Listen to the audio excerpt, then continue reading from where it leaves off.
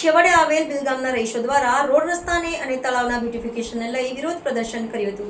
વડોદરાના છેવાડે આવેલ બિલગામ રહીશો રોડ રસ્તાને ગટર અને તળાવના બ્યુટિફિકેશનને લઈને વિરોધ પ્રદર્શન કર્યું હતું, જેમાં ઘણા સમયથી પીવાના પાણીનો અભાવ જોવા મળી રહ્યો હતો અને સાથે જ ગટર અને રોડ રસ્તાની ખરાબ હાલત જોવા મળી હતી, જેને પગલે બિલગામના સ્થાનિકો અને બિલગામના લોકો સાથે મળીને વિરોધ પ્રદર્શન કરવામાં આવ્યું અને આગામી સમયમાં રોડ રસ્તા અને ગટર પાણી અને તળાવનું બ્યુટિફિકેશન કરવામાં નહીં આવે તો બિલગામના લોકો અને આજુબાજુની સોસાયટીના સ્થાનિક લોકો સાથે વડોદરા મહાનગરપાલિકાનો ઘેરાવો કરવાની ચીમકી આપી હતી। ત્યારથી વડોદરા મહાનગરપાલિકા 7 ગામોને વડોદરા મહાનગરપાલિકામાં સમાવેશ કરવામાં આવ્યો છે।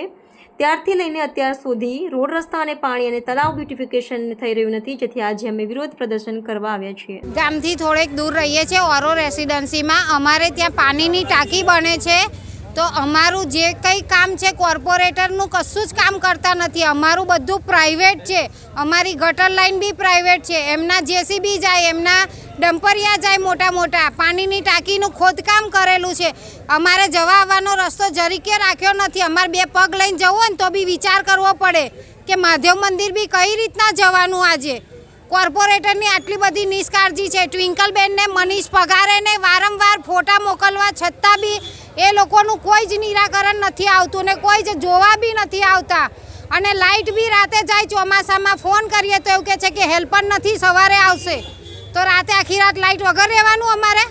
આગામી સમયમાં ઇલેક્શન આવી રહ્યું છે, અમારા તરફથી કોઈ મતદાન થાય નહીં, અમારી સોસાયટીમાં એમને અમે ઘૂસવા બી નહીં દઈએ। ગ્રામ પંચાયતમાં હતો જ્યારે બિલગામ ત્યારે કેવી સુવિધા મળતી ને અત્યારે કેવી સુવિધા? ત્યારે મળતી હતી સુવિધા, અત્યારે કોઈ સુવિધા મળતી નથી।